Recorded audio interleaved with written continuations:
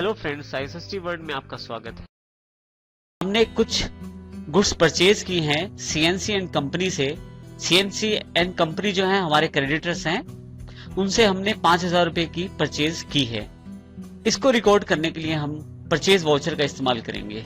यहाँ पे हमारे पास परचेज वाउचर सिलेक्ट करने के लिए आप F9 प्रेस कर सकते हैं कीबोर्ड से, और यदि आप चाहें तो परचेज पे क्लिक भी कर सकते हैं। जैसे आप परचेज पे क्लिक करते हैं, देखिए आपके पास वाउचर है आपका, वो परचेज वाउचर सिलेक्ट हो जाता है जिसमें परचेज नंबर 1 लिखा आ रहा है। आप यहाँ रेफरेंस दे सकते हैं अपने बिल का, जैसे मैं रेफरेंस दे देता हूं।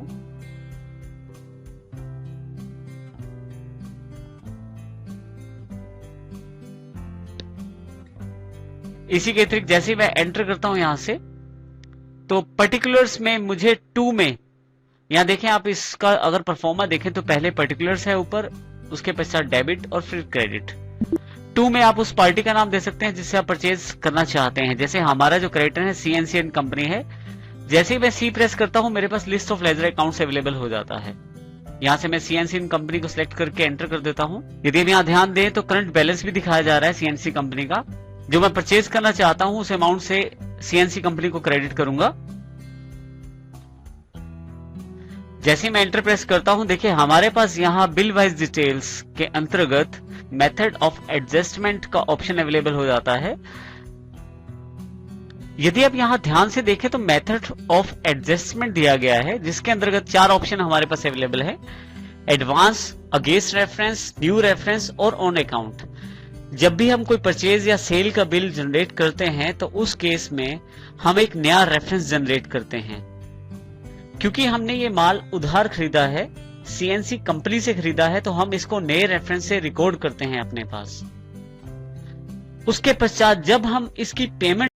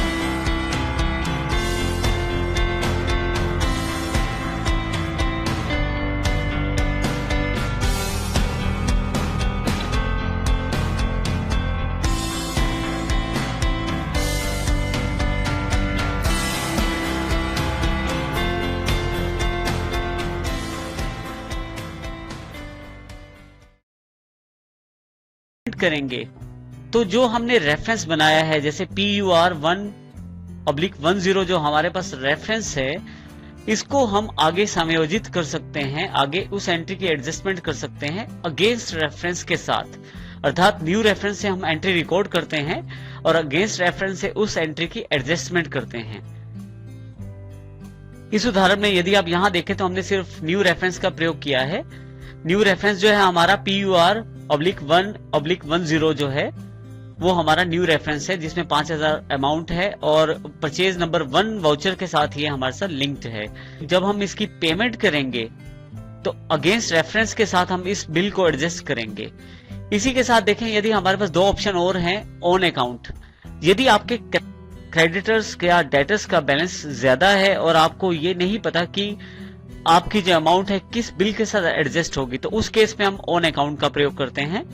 और इसी के साथ जो एडवांस ऑप्शन है, यदि आप परचेज या सेल ऑर्डर पिक करते हैं, उस केस में यदि आप पार्टी को एडवांस देते हैं या लेते हैं एडवांस, उसको रिकॉर्ड करने के लिए आप एडवांस का प्रयोग कर सकते हैं। यहाँ एडवांस का अर्थ है उस अमाउंट से जब आप परचेज या सेल करते हैं तो उसके एवज में कुछ एडवांस प्राप्त करते हैं या एडवांस देते हैं, तो उस एडवांस के एंट्री को आप रिकॉर्ड कर सकते हैं यहां पर एडजस्टमेंट के अंतर्गत एडवांस से। इसी तरह से यदि आपको कुछ पेमेंट प्राप्त होती है, यदि आपको कुछ पेंडिंग बिलों की पेमेंट प्राप्त होती है या आप कुछ पेंडिंग बिलों की पेमेंट करते हैं, उस केस में आपके जो अमाउंट पे की जाती है उसको आप ऑन अकाउंट सेटल कर सकते हैं।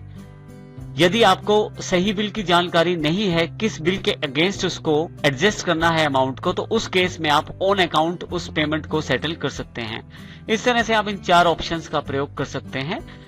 हमारे पास यहाँ मुख्य बात ये ध्यान रखने वाली है कि आप यहाँ जरूर ध्यान रखें कि हमारा जो रेफरेंस है परचेज का PUR/1/10 है। इसको हम आने वाले एग्जाम्पल्स में इसका अध्ययन करेंगे। अभी ये न्यू रेफरेंस के अंतर्गत एंटर्ड है।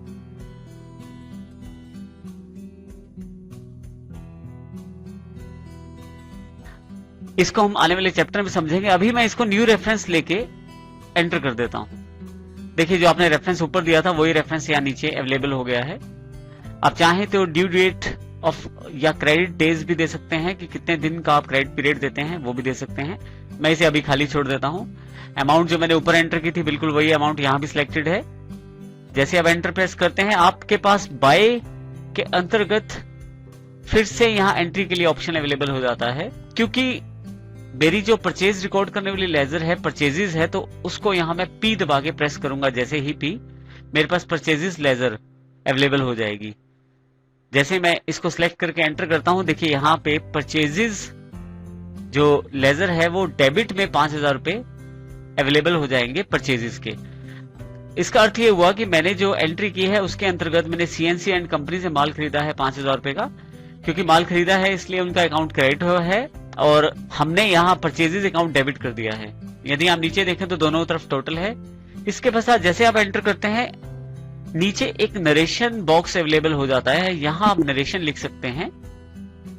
देखिए, मैंने यहाँ रेफरेंस टाइप कर दी है। जैसे ही मैं एंटर करता हूँ, मेरे पास एक्सेप्टेंस की स्क्रीन अवेलेबल हो जाती है। यहाँ यदि आप, अभी मैं इसे नो कर देता हूँ, यानी कि मैं इसी वाउचर पे अवेलेबल रहता हूँ।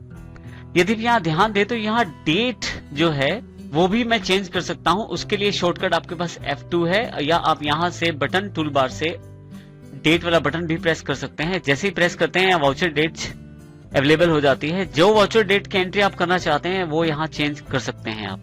हमारी वाउचर डेट 2/4/2010 है, तो मैं 2010 एंटर करके जैसे मैं एंटर करता हूँ, यहाँ पे डेट जो चेंज है वो अवेलेबल हो जाती है।